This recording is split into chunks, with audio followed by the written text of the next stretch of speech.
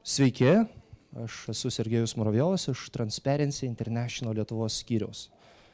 Labai džiugu matyti tiek daug žmonių, kurie atėjo sužinoti daugiau apie atvirus duomenis. Prašau, pakelkite rankas, kas žino, kas yra atviri duomenys.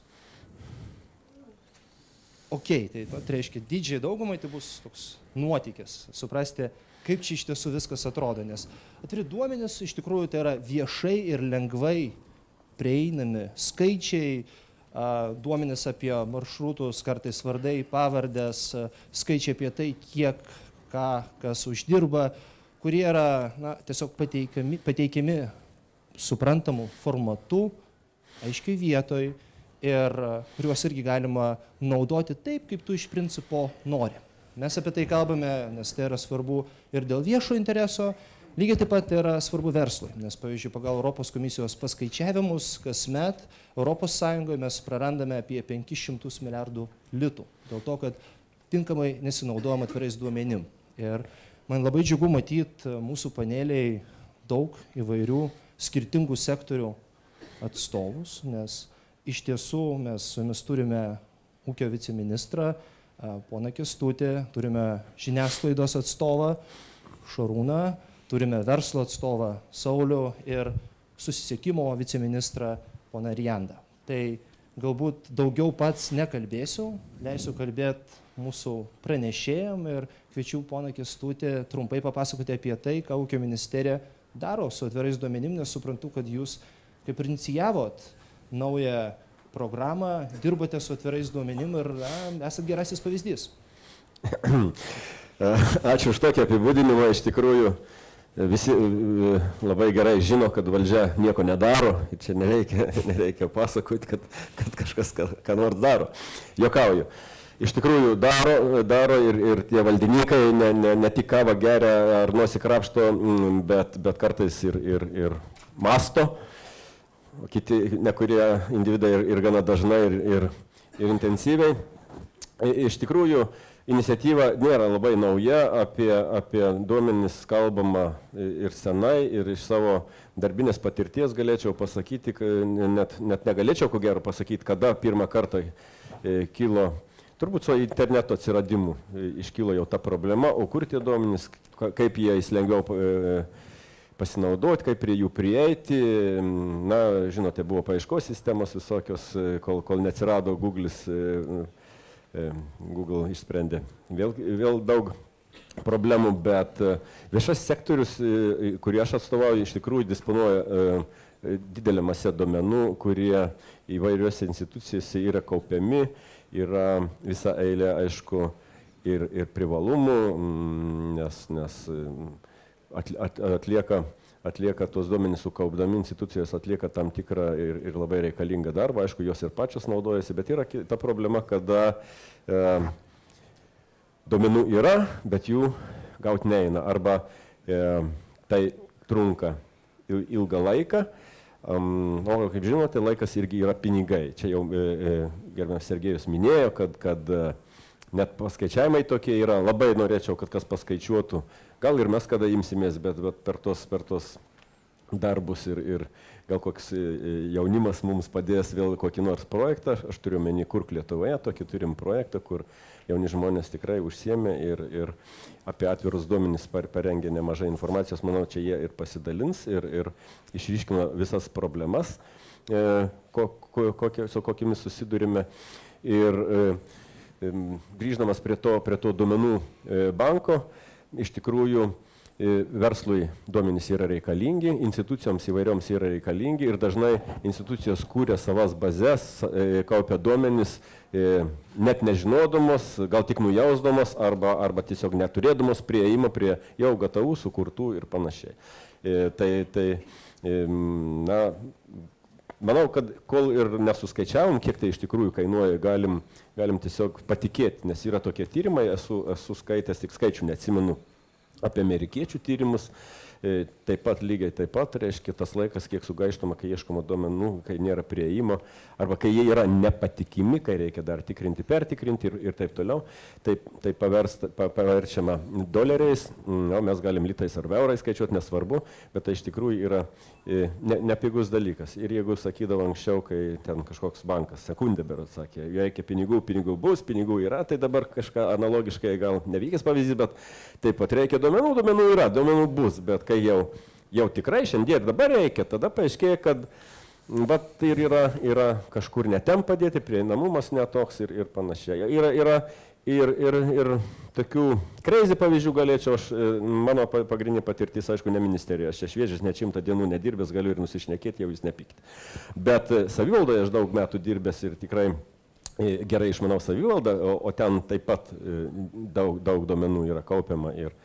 Tai tokį pavyzdį pasakysiu, kada irgi norint gero darbo buvo iš savivaldos paimti daug duomenų, teritorijų planavimo, įvairių juridinių aktų, įmonių registracijos, įstatai, viskas ir patalpinta į vieną normalią duomenų bazę registrų centre.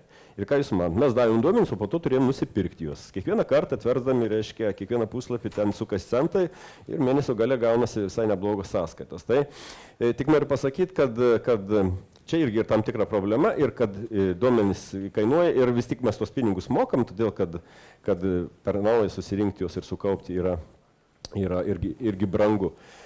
Tai, kad daug nekalbėti, aš jau kuklindamas sakiau minutę gal kokią, bet girdėjau, kad vedėjas sakė kosis, kai jau per ilgai kalbėsiu.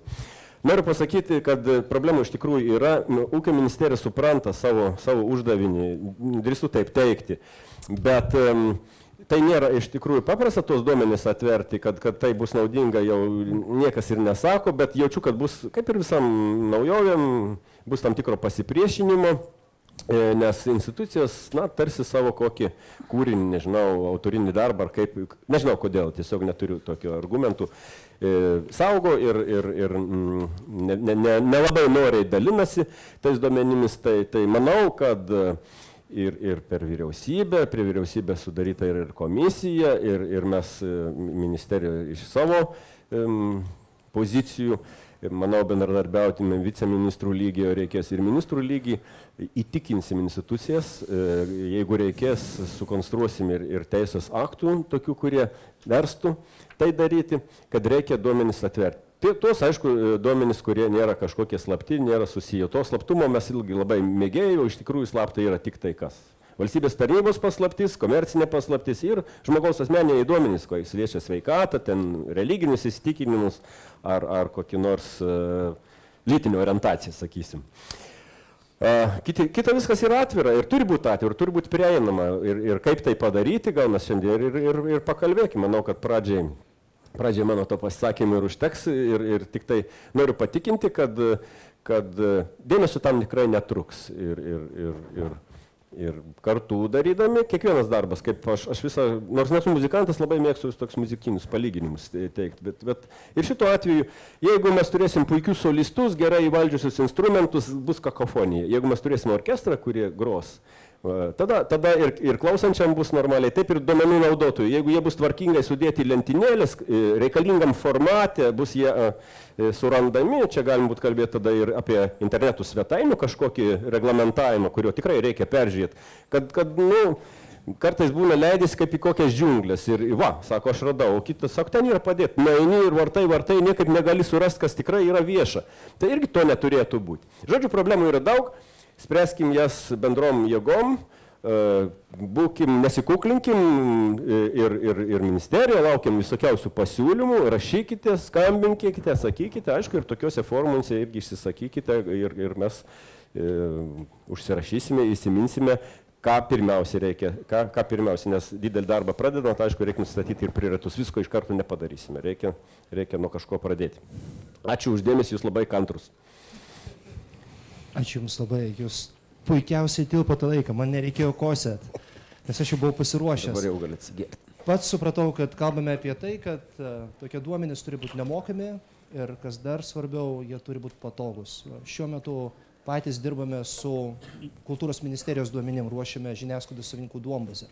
Galiu pasakyti iš mūsų patirties, kad tai yra labai sudėtingas darbas. Vien dėl to, kad duomenų nėra, dažnai jie yra tiesiog netinkamai pateikiami ir tu negali suprasti, kas iš tiesų vyksta ir kas buvo prieš 10 metų. Maža to, labai dažnai formatavimas yra tiesiog baisus. Ir tai yra ne vien kultūros ministerijos, bet ir kitų įstaigų iššūkis. Pavyzdžiui, viešųjų pirkimų tarnyba teikia labai daug duomenų ir tu per užklausas gali gauti tikrai daug įvairiausių pjūvių.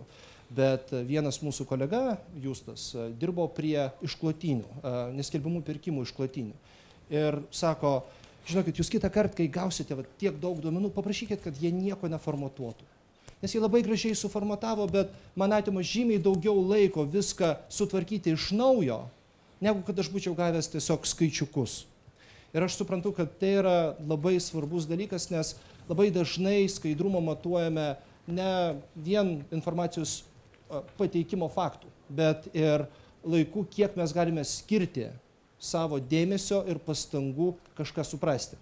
Todėl man yra be galo džiugu matyti Šarūną mūsų diskusijoje, nes jis, mano akim, yra vienas iš duomenų žiniasklaidos pradininkų Lietuvoje. Žmogus, kuris naudojasi duomenim ir galbūt gali mums daugiau papasakoti, kodėl jam, kaip žurnalistui, šitų duomenų reikia.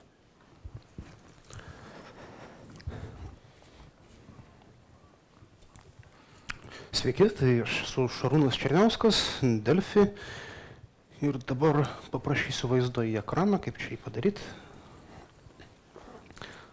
Prie kompiuterio daug dirbu, bet prie vaizdų netiek ir daug.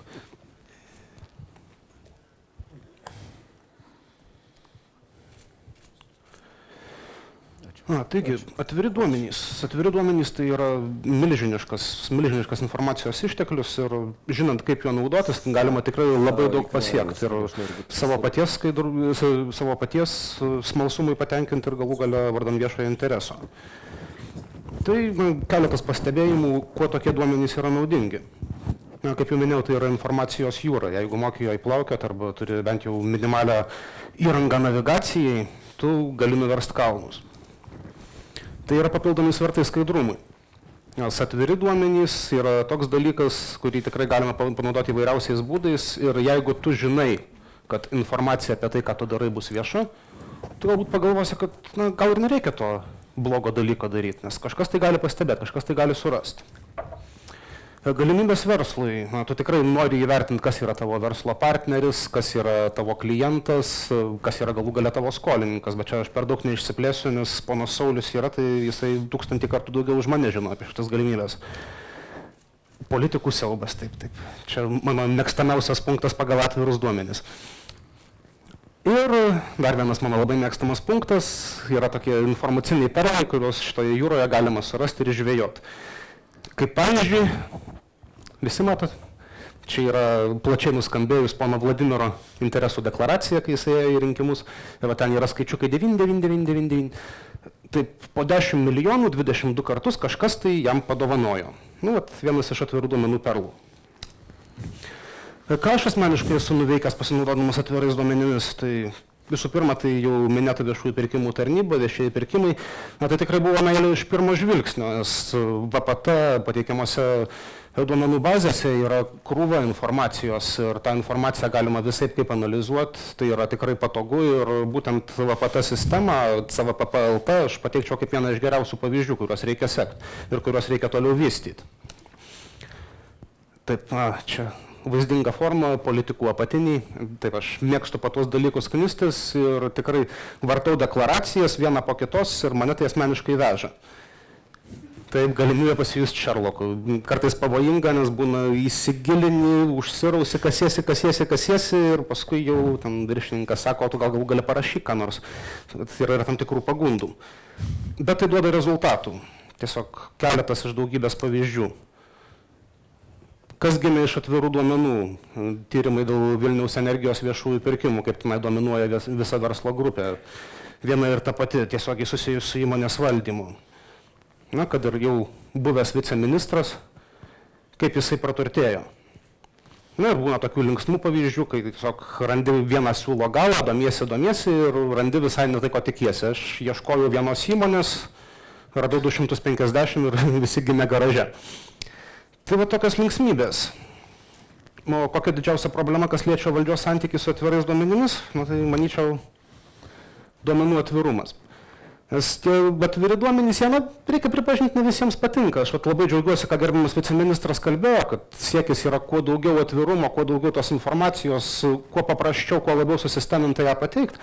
Labai tikiuosi, kad taip ir bus, bet vis dėlto tai patinka ne visiems. Kai ką paprasčiausiai nervina, kai kam tai yra per daug darbo. Čia tikrai girdėjau ne vieną nusiskundimą, kad tarkim, to pati viešųjų pirkimų informacija, tai yra daug papildomos biurokratijos, daug duomenų reikia sukrauti internetą greituoju būdu, o niekam to nereikia. Pasiginčysiu, reikia. Nes jeigu tai pamato vienas žmogus ir tas žmogus yra tinkamas ir jisai pastebi kažką tai negero, tai jau yra nauda. Ir dėl to tos duomenys reikia krauti ir jų reikia krauti kiek įmanoma daugiau. Bet dėja, kai kas jau įsigudrina riboti tam tikrą informaciją. Čia pateiksiu vieną paprastą pavyzdį.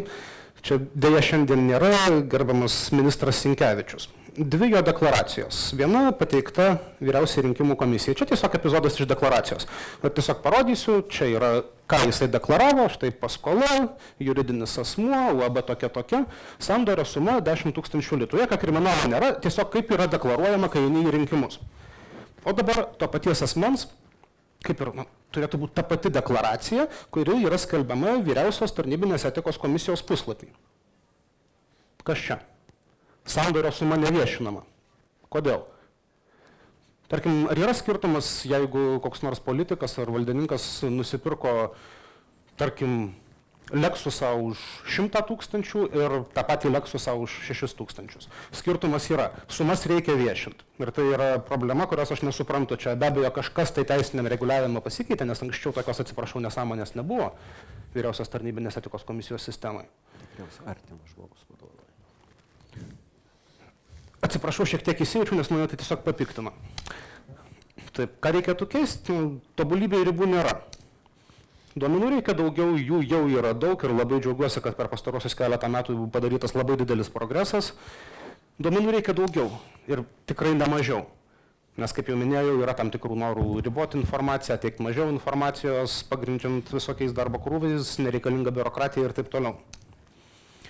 Ir smegenų traumų prevencija, nes kartais tie duomenys yra atviri, jie guli, kaip gerbiamas viceministras minėjo, bet tu arba jų nerandi, arba surandi ir galvoji, o kas čia? Ir paskui krapštaisi pusvalandį galvą, kol supranti, kas tenai yra tarp tų skaičiukų ir žodelių užšifruota.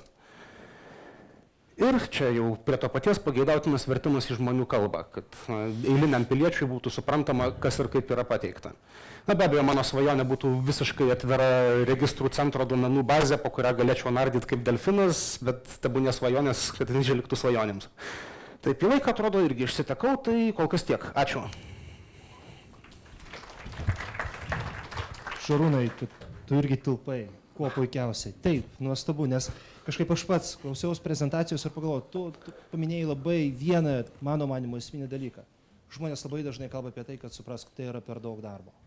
Suprask, kaip čia, nes čia kažką papildomą reikia daryti, po 20 dienų galbūt atsakysim. Tai noriu pažymėti, kad kaip tik apie tai ir kalbame. Kalbame apie tai, kad atviri duomenys iš principo turėtų atspindėti tavo veikimo būdą.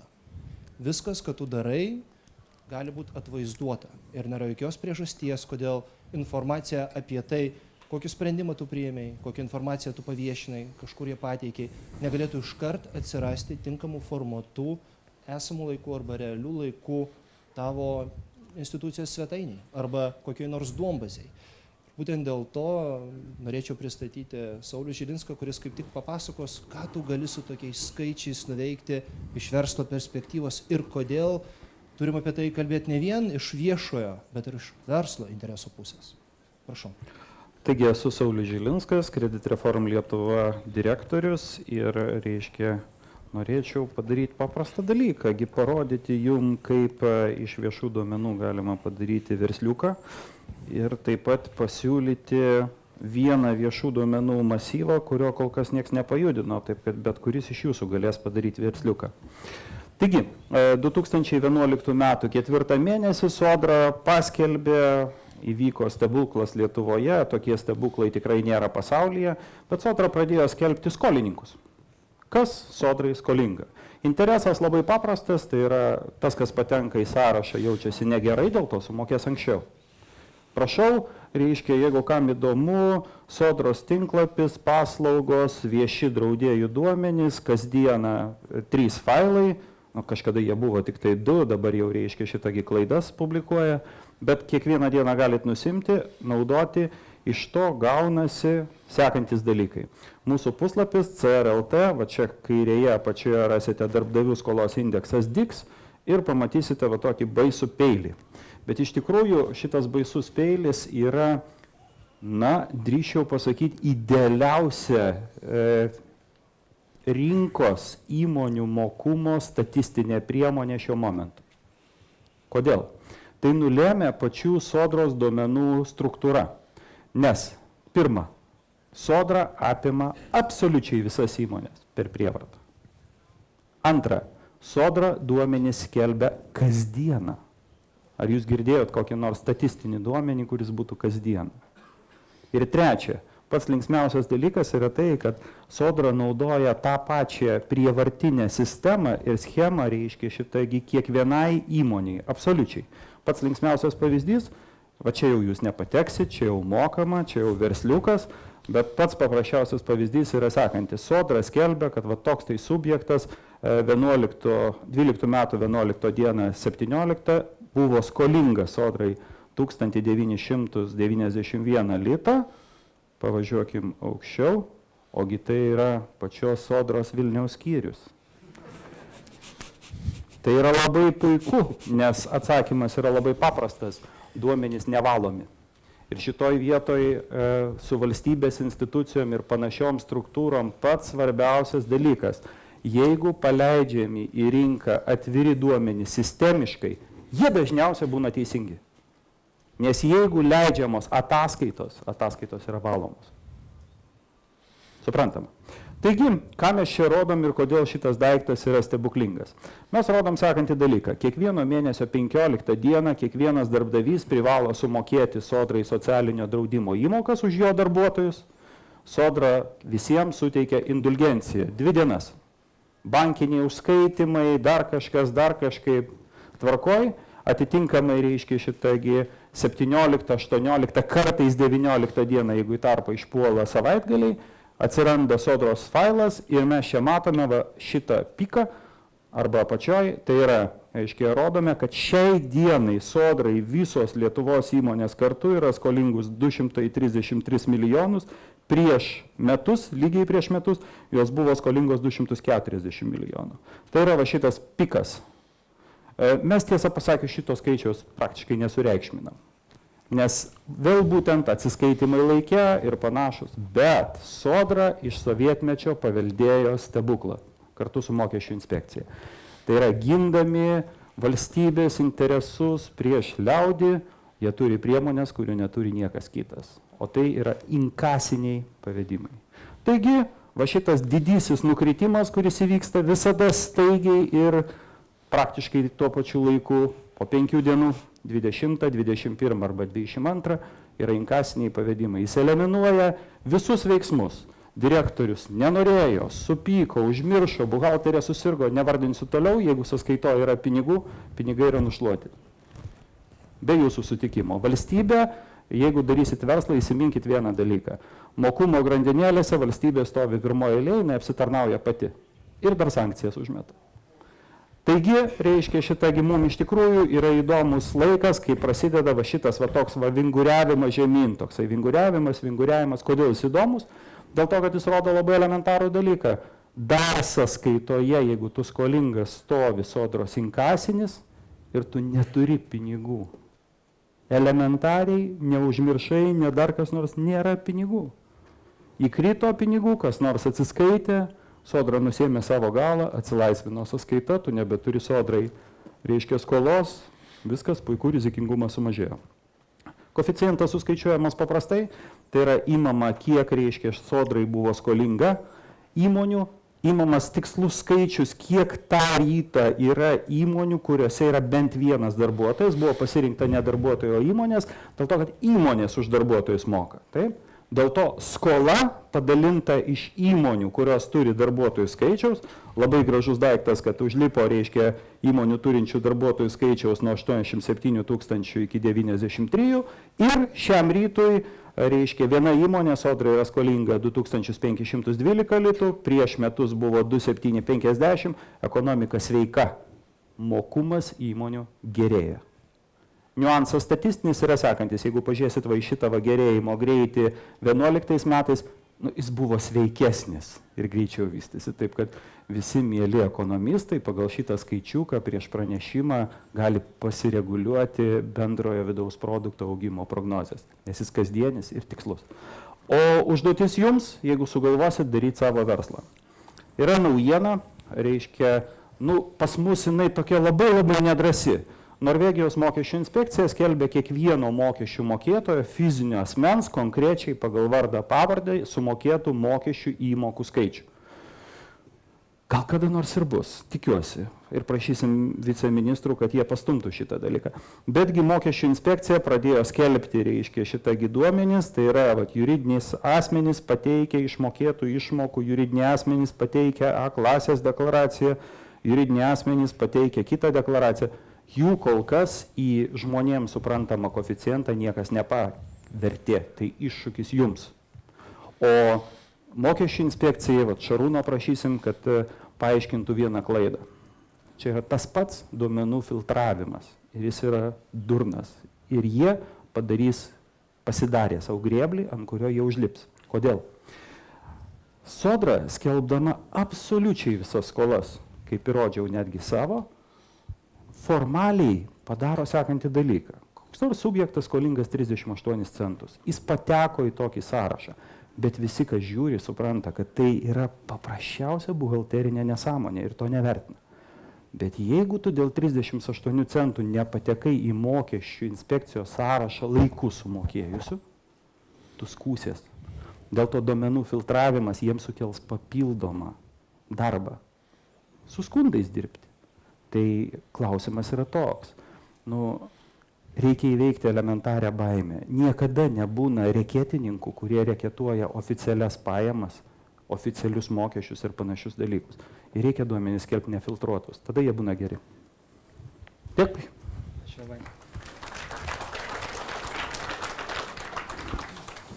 Tiesiog nerealiai drausmingi pranešėjai. Ir aš džiaugiuosi, kad man nereikia kosyti, nes aš vis laukiu savo eilės, bet pats labai norėčiau pristatyti sekantį pašnekovą, nes jūs galite paklausti, kodėl susisiekimo viceministras, kodėl Rijandas.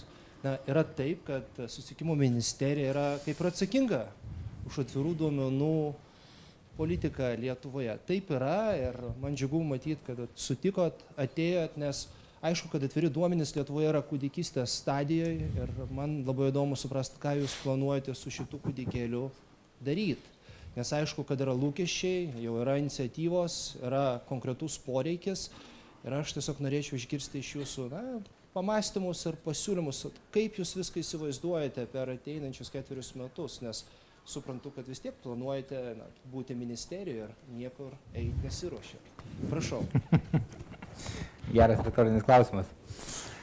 Kadangi susisiekimo ministerija jau buvo paminėta ir anksčiau pranešimuose, tai įdomus dalykas. Iš tikrųjų, kaip pasakyti, turbūt jeigu šnekam apie atvirus viešų įstaigų duomenis, tai gal turbūt reikia suprasti, kad buvo ir minėjęs Sergejus, jeigu mes galvojam, kad jie yra nemokami, tai turbūt tikrai vienas kitą klaidinam.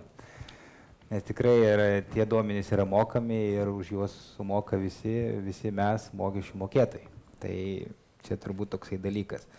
Bet žinoma, sutinku, kad bendrai viešajam sektoriui vyksta tikrai sparti informacinių ir ryšių technologijų plėtra ir būtent skaitmeninis turinys tikrai plečiasi, apimtis jo didėja ir būtent, kad tikrai sudaromos palankios sąlygos būtent viešajam sektoriui teikiamą informaciją panaudoti visų pirma kaip reikšmingą resursą skatinti verslą. Žinoma, yra ir kitų tikslų tą daryti ir jie yra tikrai kilnus ir skatina skaidrumą, bet aš tai labiausiai norėčiau konstatuoti ir priimti kaip faktą, kad mes visgi turėtume pasitikėti valdžia. Pirmas dalykas ir būtent tie duomenys turėtų pasitarnauti, būtent skatinti verslą, kurti naujus produktus, paslaugas, naujas darbo vietas ir tuo pačiu, kas pasitarnautų mūsų kaip Lietuvos šalies konkurencingumo didinimui ir socialinės aplinkos gerinimui. Tai bendrai paėmus, iš tikrųjų, mūsų manimų, kad tos pagrindas viešojo sektoriaus informacijos atvėrimui jau jis yra. Dar 2005 metais, lapkričio 10 dieną, buvo priimtas Lietuvos Respublikos teisės gauti informaciją iš valstybės ir savivaldybių institucijų bei įstaigų įstatymo pakeitimas. Ir būtent šio įstatymo pakeitimų užtikrinta asmenims teisė gauti informaciją iš įstaigų, reglamentuotos įstaigų prieigos ir veiksmai, teikiant informaciją asmenims bei panašiai. Tai bendrai žiūrint, iš tikrųjų, iš teisinio reglamentavimo, manau, kad iš tikrųjų tikrai tas reglamentavimas dėl viešojo sektoriaus informacijos pakartotinio panaudojimo duomenų srityje yra tikrai geras. Bet vėlgi, jeigu žvelgiant toliau, tai jų įgyvendinimas yra jau kitas klausimas. Yra vienas dalykas įstatymas, kitas yra dalykas jo įgyvendinimas ir to įstatymo galimybė pasinaudoti šito įsakymu. Tai, pasakyti ir žvelgti į ateitį, mes kaip Susisiekimo ministerija, koordinuojant ir informacinės visuomenės plėtros politiką formuojanti ministerija, tai esam įdėję į Lietuvos Respublikos vyriausybės 12-16 metų programos įgyvendinimo prioritetinės priemonės tokius tikslus, kaip būtent, kad reikalinga sukurti viešojo valdymo institucijų informacijos pakartotinio naudojimo palankės prielaidas, tai būtent, kad reikia parengti viešojo sektoriaus duomenų informacijos naudojimo atvirą licenciją, reikalinga sukurti centralizuotą prieigą prie viešojo sektoriaus duomenų ir panašiai. Tai šitokios iniciatyvos mūsų galva susistemintos, jos tikrai bus vykdomos ir įgyvendinamos, bet, ta pačiu reikia paminėti, kad jau ir šiuo metu Ūkio ministerija kartu su IVPK jau rengia atvirųjų duomenų galimybių studiją su tikslu, kad identifikuoti būtent kokie viešojo sektoriaus disponuojami duomenys yra aktualūs visuomeniai ir verslui. Visgi tikrai tai reikalinga susisteminti tam, kad nepaversti viešosios erdvės tikrai didelių šiukšlynų, kuriam galima būtų kapstyti ir ieškoti tų duomenų. Ir kokie būtent teisiniai, organizaciniai ir technologiniai sprendimai pagerintų sąlygas prieigai prie viešojo sektoriaus duomenų. Tai vėlgi gavus atsakymus iš šitos ir panašius klausimus, bus rengiama viešojo valdymo institucijų turimo informacijos atvėrimo ir viešinimo visuomeniai politikos plėtra, kuriamos jo įgyvendinimo koordinavimo priemonės. Tai tuo pačiu verta paminėti, kad yra ir kitos viešojo sektoriaus iniciatyvos. Tai viena iš jų yra būtent, kad IVPK toliau tobulina informacijos rinkimų sąrašą, būtent ne tik sisteminant informacijos rinkmenų aprašus, tačiau ir aprašant informacijos rinkmenuose tvarkomus duomenis. Susisiekimo ministerija bendradarbiaujame su kitomis institucijomis, būtent rengia tipinę atvirą viešojo sektoriaus informacijos panaudojimo licenciją, kurią būtų rekomenduojama taikyti valstybės institucijų viešai skelbiamai informacijai ir duomenims, tarp jų susijusiems su edukacija, kultūra ir mokslu. Kitas dalykas, turbūt, kas ir buvo minėta kolegų, tai kur atsiranda tos visgi viešojo sektoriaus baimės teikti duomenis ir panašiai, tai visiems turbūt nesvetimas yra toks dalykas, kad kas atsiranda, kai žmonės gali valdyti duomenis, tai yra ir susireikšminimas, ir kontrolė, situacijos valdymas. Tai vėlgi tai yra tos įdos, kurios nemanau, kad yra svetimos ir privačiam sektoriui. Tai su šitom ydom mums reikia kovoti kartu. Ir vėlgi, būtina tikrai pažymėti, kad vien tik tai viešojo sektoriaus pastangos ar viešojo sektoriaus kritikavimas iš privataus sektoriaus pusės ar panašiai iš tikrųjų, neužtikrins pasiekti užsibrėžto tikslo. Būtinas tikrai labai aiškus sisteminis verslo ir piliečių aktyvumas, drąsiai reiškiant iniciatyvas ir formuojant konkrečius poreikius. Nes pats viešasis sektorius iš tikrųjų gali nežinoti to poreikio ir grinai tas stumimas visų duomenų į viešą erdvę, aš nemanau, kad gali turėti tikrai tos pridėtinės vertės, kurios iš jo tikisi privatus sektorius ir piliečiai. Tai būtent tikrai reikalingas glaudus bendradarbiavimas. Aš gal šiek tiek paponuočiau kolegai Kęstučiui, nes manyčiau, kad tikrai visi pasiūlymai ir iniciatyvos turi būti labai aiškiai susistemintos, būtų gerai sutvarkytos ir pateiktos labai konkrečiai tam tikrų gal asociacijų, nes vėlgi šnekam, jeigu mes su kiekvieno individualia iniciatyva ir siūlymais dirbsim, tai turbūt visą viešojo sektoriaus aparatą reikėtų padvigubinti tam, kad tuos pasiūlymus sisteminti ir juos apdoroti ir iš to galvoti, kaip būtų galima tobulinti būtent atvirų duomenų pateikimą viešoje erdvėje. Tai tiek trumpai. Taip, ačiū labai. Aš irgi neturėjau tokią atsargesnę prezentaciją. Suprask, kad jau šiek tiek įsivertinom, bet turime pamatuotai suprasti, ką reikia daryti. Be abejo. Labai gerai, nes aš suprantu, kad vis tiek galima būtų papasakoti, jeigu nueini į Seimą ir sakai, žinau, kad nuo šių metų Liepos mėnesio bus naujasis puslapis. Žinau, kad jis kainuoja 11,6 milijono litų. Suprantu, kad bus daug duomenų. Norėčiau sužinoti, kaip gauti tuos duomenis, tiesiog, kad galėčiau naudotis ar daryti Mano Seimas, Mano balsas, kitus panašius projektus. Esat girdėję apie Mano balsas, pavyzdžiui? Girdėjot, vienas kitas, matau. Ir tau sako, gerai, nėra jokios problemos, mes pasitikėm jūsų organizaciją, tik mums reikės pasirašyti sutartį. Kokią sutartį, klausiu tu? Sako, sutartį, pagal kurią jūs gausite visus duomenis, bet įsipareigosite niekam kitam šitų duomenų neduoti. Tu klausi, kodėl? Taigi palaukit, tai o kokia problema, nes iš tikrųjų ir dabar gali siurbti.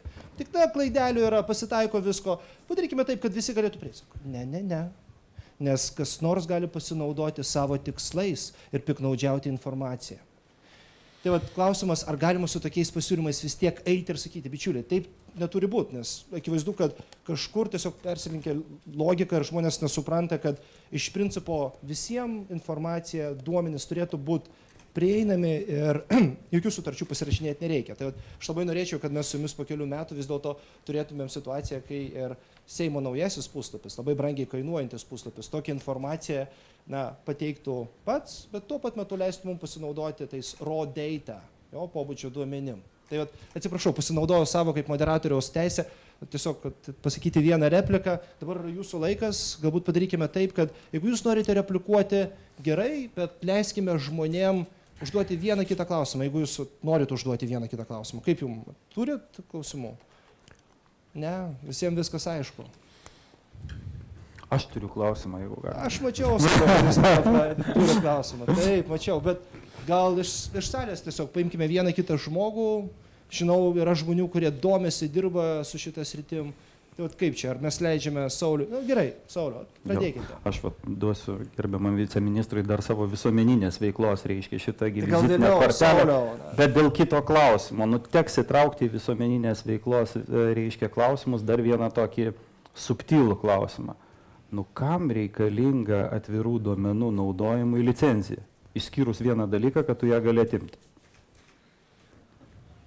Kažkas tarp atvirų duomenų ir licenzijos taip biškiai pjaunasi. Tai taip, jeigu pradėti nuo tokio paprasto niuanso. O po to klausimas yra toks, nežinau, kaip valstybėje visoje sutvarkyti visus duomenys. Versle tai mes paprastai tvarkom sekančių būdų. Va, yra problemų sąrašas. Kaip mes jas sprendžiam? Pirma, kurios svarbiausios, bet ekstra pirma, kurių beveik nereikia spręsti. Jeigu, pavyzdžiui, reikia kažką tai programuoti ir yra ilgas sąrašas, ką mes programuosim, ir to sąrašo apačioje yra 7 punktai, kurių kiekvienas užima po 15 minučių, tai daroma atvirkščiai. Pirmiausia, suprogramuojama tai, kas užima labai mažai laiko, nes tai paleidus į gyvenimą paaiškėja pagrindinė savybė. Veiksmai keičia gyvenimą, ne žodžiai, ne programos, veiksmai. Ir jeigu iš tų 7 po 15 minučių kas nors klientam pasidarė reikalinga, gražu, svarbu, naudinga, turėsit tokį palaikymą visuomenės arba iš klientų pinigų, kad tikrai galėsite sėdėti ir programuoti tos, kas svarbu iš priekio, kur 4 mėnesiai juodo darbo. Na, čia tiesiog toks iš verslo patarimas. Jis gal netinka valstybės valdymui, bet... Aš suprantu, kad žmonės iš principo yra atviri ir kalba apie tai, kad tiesiog reikia suprasti ir geriausia nedaryti jokių nepamatuotų pažadų, nes po to suprask reikės pasakoti, kodėl kažko nepadarėjai. Bet šiaip vėlgi, manau labai svarbu suprasti, kad Lietuva yra tokia savotiška pirmūnė ir nėra labai daug valstybių ES šiuo metu, kurios tikrai dirba tiek daug su atvirais duomenimis. Yra. Žinau, kad, pavyzdžiui, sėdi mūsų kolegos iš Kurk Lietuvai, kurie daug dirba su atvirais duomenimis. Norėjau paklausti, ar jūs turėtumėt kokių nors pastebėjimų? Kaip jums sekėsi? Jūs vaikščiot per ministerijas, važinėjate į tarptautinės konferencijas, kažkaip bendraujate su kolegom iš užsienio. Kaip viskas atrodo? Ar jums aišku, apie ką kalba mūsų pranešėjai? Taip, kažkaip šypsotės. Taip, prašau, Živilė. Dėkui. Atsistokit, prisistatykit tiesiog. Sveiki, esu Živilė Stubrytė, Kurk Lietuvai programa. Buvo išvažiavus užsienį ir grįžo. Taip, ir dabar kuriu Lietuvai ūkio ministeriją, būtent atvirų duomenų iniciatyvą. Ir mes su kolega Vytautu esam parengę galimybių studiją, kurioje ir įvardiname tą problematiką atvirų duomenų ir taip pat užsienio valstybių patirtį. Ir Lietuvos atveju, tai matom, kaip ir čia buvo minėję diskusijos dalyviai, kad viena iš tų problemų yra taip pat ir požiūrio klausimas. Kad institucijos vis dar mato tos duomenis kaip jom pačiom priklausančius ir nemato didesnės ekonominės vertės sukūrimo, kuris yra galimas atidavus tos duomenis būtent privačiam verslui arba visuomeniniam organizacijom. Tai vėlgi nėra vien tik apie verslą. Galbūt dar norėčiau irgi vieną klausimą gerbiamam viceministrui susisiekimo, tai būtent dėl tų priemonių paminėtų. Kiek mes žinome, pagal vyriausybės programos priemonių įgyvendinimo planą, tai dauguma iš tų priemonių yra vis tik numatyta 2016 metais pabaigti. Tai vis tik ar yra galvojama ir galbūt apie kažką tai tos mažuosius dalykus, kaip Saulius būtent minėjo, kuriuos jau galima padaryti nelaukiant tų 16 metų ir tos pirmosius kažkokius žingsnius, galbūt netgi kalbant apie tuos duomenis, kurie nėra tokie jau jautrus arba tokie galbūt slapti. Ačiū. Kaip pavyzdžiui, kas? Taip, tai aš tiesiog norėjau pasidarauti. Tas laikas, kurį jūs man rodot, yra tiek laiko, kiek turim. Ir jūs neduotumėt nei minutės daugiau. Jūs tiesiog visus duotumėt. Taip, ačiū labai. Tai prašau, atsakykite, jeigu galite. Aš galiu parodyti, apie ką kalba. Nes trumpai, nes labai trumpai spaudžia laikas. Ūkio ministerija yra tos duomenys paviešinusi. Čia, aišku, Živilė turėtų imtis tokios iniciatyvos atbėgti ir parodyti. Data ukmin.lt, bet kas iš jūsų gali čia nueiti. Tiesiog data.ukmin. Duomenys atverti, imam gidus. Va, pats paprasčiausias pavyzdys. Kažkas iš to, kad buvo įdėti duomenys į internetą nemokamai, jau padarė vaizdžią medžiagą, kaip yra pasiskirstimas konferencijų salių ar panašių dalykų. Tiesiog prašymas, jūs labai padėtumėt susisiekimo ministerijai apsispręsti, jeigu kas nors sujungtų 2 iš šitų duomenų. Tai yra, va čia va yra šitos konferencijų salės, taip pat yra balsavimo duomenys nemokamai. Jeigu padaryti 2 sluoksnius, uždėti 1 sluoksnį, tai yra kiek yra rinkėjų, ant to paties žemėlapio Lietuvos, taip, kitą sluoksnį, kiek yra salių, mes matysim labai paprastą dalyką, koks pasiskirstimas. Žinot, kokią jie išvadą padarys? Transporto planavimo. Čia bus tiesiai susisiekimo ministerijai. Na, suprantu, kad turime dar vieną žmogų, kuris nori užduoti klausimą, pakomentuoti, papasakoti. Prisistatykit. Labą dieną, esu Feliksas Dobrovolskis, ryšių reguliavimo tarnybos direktorius. Ta proga, kadangi mes jau turim ką čia... Jauskitės kaip namie. Kad ta proga, kad turime ką parodyti, tai... Kaip čia man... Mokesčių inspekcija viską permušė. Labai paprastai. Vienu žodžiu taip. Į šitą iniciatyvą mes įsitraukėm visai neseniai ir noriu padėkoti Živiliai, kuri yra šio projekto vadovė, ir ūkio ministerijai, kurie šį projektą palaiko. Ten apačioj kampe yra nuoroda. Čia. Jie nėra slapti. Ir tiesiog mūsų idėja buvo tokia, susirinkom ir nusprendėm, kad visgi tai vienas iš mūsų institucijos prioritetų dalyvauti šitam procese. Ir jau paskelbėm tam tikrus duomenis, tai yra tas, ką mes galėjom lengvai padaryti. Ir ateityje stengsimės tai, ką galime skelbti atvirų formatų, skelbti lygiai grečiai ir atvirų formatu. Ko tikimės? Mes iš jūsų tikimės, kad galbūt atsiras žmonių, kurie sukurs geresnės aplikacijas šių duomenų analizai. Mes išleidžiam daug laiko analizuodami savo duomenis, teikdami juos apdorotus, bet galbūt pamatysim naujų pjūvių, kurių mes patys dar neįžiūrim. Čia vienas dalykas. Kitas dalykas, kad galbūt tai duos naudą vartotojui apsisprendžiant, pasirenkant arba ekspertams analizuojant tos duomenis, kurie yra skelbiami. O šiuo metu esame paskelbę judriojo interneto kokybės rodiklių duomenis, kuriuos mes matuodami kartu su, tai yra mes turim projektą kartu su judrio ryšio operatoriais Lietuvos radijo televizijos centru ir Lietuvos paštu. Ir Lietuvos miesteliuose matuojam tiesiog tuos greičius ir skelbiam duomenų bazės ir galima ieškoti tiesiog pagal miestus ir pagal visus kitus dalykus. Tai tiek, ačiū Jums, labai dėkui už šitą galimybę ir už tai, kad įtraukėte šį gerą reikalą. Dėkui. Ačiū Jums. Žodžiu, aišku, kaip galima su duomenim dirbti. Matau, kad Samsungas arba iPadas rodo, kad laiko iš principo nėra, bet duodame gal... Aš tik galėčiau pasakyti, iš tikrųjų, kaip pasakyti, kad taip, viešajam sektoriui yra problemų, bet aš manau, kad viešasis sektorius tikrai atveria duris. Gal turbūt tik tai, kaip sakyti, reikia pagalvoti, ar ne? Pakankamai, kaip sakyti, privatus sektorius yra labai užsisklendęs kažkokius tai duomenis pateikti, ar ne? Tai klausimas, gal kažkur tai ir pats viešasis privatus sektorius galėtų pagalvoti apie tos duomenis, kurie jie užskleidžia visiškai konfidencialumo skraiste ir netgi tam tikra kažkokia statistika yra skaitoma kaip kažkokia tai paslaptis ar panašiai. Tai būkime atviri iš abiejų pusių. Ačiū Jums labai. Labai trumpa replika, reiškia šitągi matot, valstybės reikalavimai, skaitant statistiką, yra baudžiami, o valdžia yra tik auklėjama viešumu. 3 dalykai. Palaukit. Supratau, kad mums reikia daugiau laiko. Ir tiesiog yra taip, kad mes jo neturim šiandien, bet tai nereiškia, kad mes negalim apie tai kalbėti, diskutuoti, bendrauti. Ir toliau. Suprantu, kad ūkio ministerija rengia diskusiją kitą savaitę šiuo pačiu klausimu.